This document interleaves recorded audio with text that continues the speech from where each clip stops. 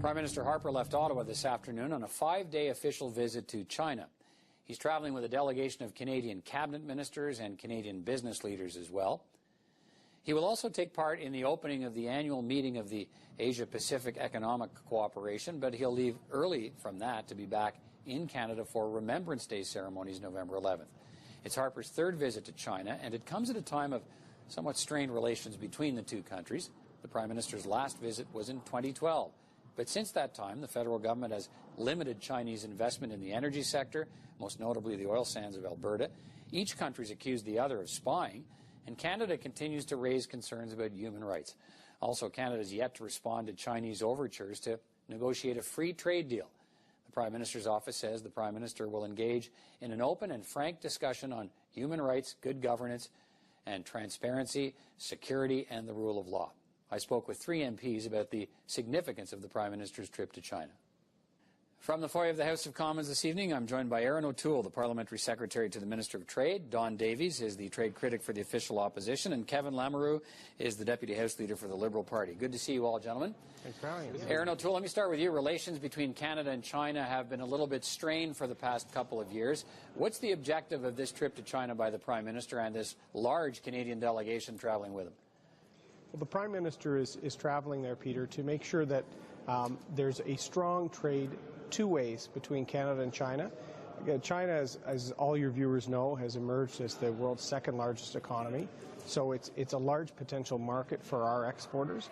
And this mission is critical, particularly for small to medium-sized enterprises. That's where we're really trying to focus on trade, to make sure that there's opportunities for those businesses across Canada to take advantage of a growing Chinese demand for our goods and services, but increasingly making sure that they build the people-to-people linkages, get introduced to distribution channels in the country.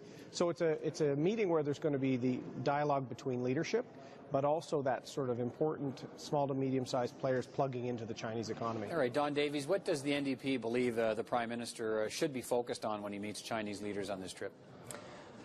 Well, for sure, China is such an important country to Canada, and it's a relationship that is too important to get wrong. I think that the Conservatives' inconsistent and hot and cold approach to China has done some damage to our relationship, and I think it's been confusing for the parties. Obviously, trade and investment are very important issues that I think we need to talk about. You know, the Conservatives took 2 years to ratify the China FIPA. I think that was confusing to the Chinese government. You know, the way that the Nexen CNOC takeover was handled was opaque, right, and confusing as well. So I think it's an opportunity for the Canadian government to work on this important relationship and get it going on a straight course. Okay, Kevin Lamoureux, what do you believe this trip should be about for Prime Minister Harper and the Canadian delegation? Well, at the end of the day, as Don has somewhat pointed out, we need to recognize that China is a major economic powerhouse, and it would be irresponsible of Canada not to try to look at ways in which it can enhance and broaden our opportunities in China. I can recall, you know, the former Prime Minister Jean Chrétien, when he had that Team Canada approach, where he went to the different stakeholders across the country and brought them over to China to try to expand relationships. And quite often when you talk about trade, you should be talking about relationships and building upon relationships. And this is something that we have actually found that the government, contrary to what they might say, they have not been all that successful at, especially if you look at the bottom line picture of Canada's trade deficit, or our trade balance, where we've been in trade deficits for the last number of years, virtually since Mr. Harper has taken the reins of power. Okay, and we should be concerned about that. Mr. O'Toole, yeah, I mean, I want to talk to me about how, I mean, I think people have noticed the change in the Prime Minister's relationship with China since he took office. But I mean, I don't want to go too far back, but initially he was a hawk on the human rights issue, said Canada shouldn't sell it to China for the almighty dollar. Now, perhaps more of a pragmatist who wants those deeper economic ties, and is a little bit perhaps more delicate in his objections to China's human rights record. But how much of this trip will be about raising concerns about human rights issues, and some directly related to Canadians, in a couple of cases being held over in China right now? Peter, I think the Prime Minister's always had a very balanced approach here. Every time we have engagement at this level with Chinese leadership, there's been a dialogue about human rights alongside trade. That's always been the Prime Minister's position, and I think if you look, actually, it's been that way since he's become Prime Minister of Canada. I do have to address Kevin's comments because Don and I have the benefit of being on the Trade Committee, right. And we heard the big Team Canada myths that the Chrétien government used to do about big splashy announcements and hundreds of people traveling there. We heard evidence before committee saying that there was no prolonged impact on trade. In fact, one of the witnesses said it was about photo ops to serve beaver tails in China. Our approach has been we need small to medium-sized players making these contacts. We've got a global markets action plan that actually sets out strategy in countries where we think we can grow our trade. And we've been quite successful with Europe, with our first free trade deal in Asia with South Korea. So trade is a priority for us. It's not just about the photo ops like the last Liberal government. Don Davies, I mean, so often these dealing with China for governments often is about this balance between trade and human rights issues. Two Canadians being held in China now, Kevin and Julia Garrett, accused of spying. They run a coffee shop there, been in China for 3 decades. How hard does the Prime Minister push on cases like this where they're accused of spying? There's been this back and forth, exchanges of allegations of spying between Canada and China for a number of months now. How prominently and how significantly does the Prime Minister push the rights issue while he's there? Well, I'm hoping in the New Democrats' position is that Prime Minister Harper does raise these important issues, as well as the issue of democratic development and freedom of expression and assembly in Hong Kong. I think it all has to do with the way it's raised. I think that the Chinese government wants to be dealt with consistently and respectfully, and I think there's a way to raise these issues in a way that is beneficial and strengthening of the relationship, and there's a way not to do it. I think the biggest problem that the current Conservative government has had is inconsistency. It's often said that business, the one thing they want is consistency and predictability.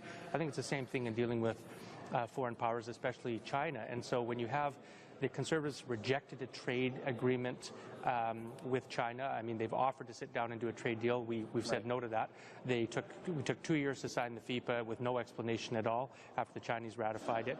The message what does that say, do you think? I mean, they're against the FIPA, so I'm not sure what position we are, because it's a poorly negotiated deal. But the point is that this government that thinks it was a good deal took 2 years to ratify it and did it on, when Parliament wasn't sitting, which doesn't tell me they're proud of it. So it's the message being sent to the Chinese government that I think they're confused by the Harper government's approach, and that makes it more difficult to deliver the message on human rights. Mr. Lamoureux, let me get from you your thoughts on this, on how you approach this on the trade side and on the human rights side. Absolutely. Peter, we need to recognize that as a nation we trade and we have trade agreements around the world.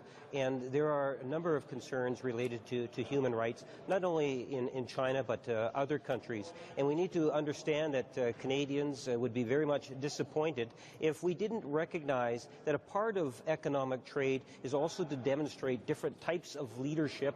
One of those types, I would suggest to you, is on the human rights file. So it would be a grave mistake for the Prime Minister, at the very least, not to raise the profile of the issue while he's down there by having some form of a discussion. And it is something, as I say, that I believe that ultimately Canadians want to see. But if I may just very quickly go to Aaron O'Toole's, when he made reference to South Korea, we need to recognize that it was actually South Korea that actually pushed for the free trade agreement. Canada was kind of like dragged along. They've been hoping for it since 2003. So it's taken a long time to actually put into place what South Korea has been calling for the last decade. Okay, let's finish on this. We are expected to hear Aaron O'Toole. This is expected to be the big announcement of the trip, is that Toronto will be designated a hub for trading in the Chinese currency, the renminbi.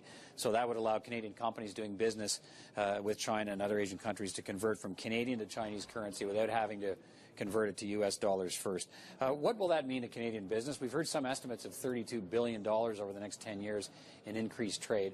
So what's the significance of having that kind of a hub set up in Canada, and what does that say about where the relationship's heading?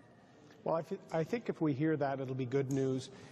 Representing a riding in the Greater Toronto Area and someone that worked in Toronto, anything we can do to focus on the success of our financial sector right now, which is world-leading, which is robust, our leading banking sector, and Toronto's role as a global center, a financial center. You know, we're the world leaders in mining and resource finance.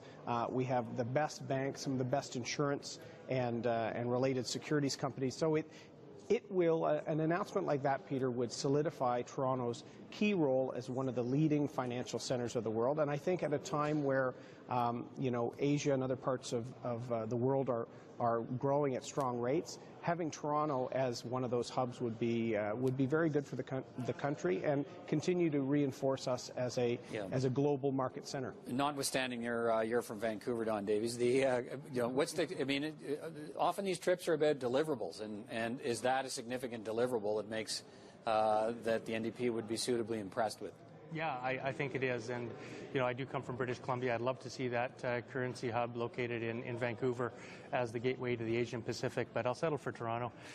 But yeah, no, it's good for business. I mean, the ability for businesses both in China and Canada to settle their contracts without the distraction of converting to the U.S. dollar and then back, I think is a good thing, and I do think the $32 billion figure is probably overstated by quite a significant amount, but nevertheless, it's good news for Canada, and I hope that we can bring that home. All right, now Kevin Lamoureux, final comment from you, and I'll stay. That look at, I'm not going to let you say you wish the hub was going to Winnipeg, because that's where you're from. But notwithstanding that, is this good news if we get that announcement? Allow me to make it unanimous. I think it would be a good thing for Toronto. I think it speaks volumes for Canada's financial industry as a whole, our banking regulations and so forth. I believe it's a win-win for all Canadians, whether you happen to be in Toronto or anywhere else in Canada. We all benefit by this. You brought us all together, Peter. Thank you. That's what we try to do here. Thanks very much, gentlemen. We'll talk to you again soon. Thank you. Thanks, Peter.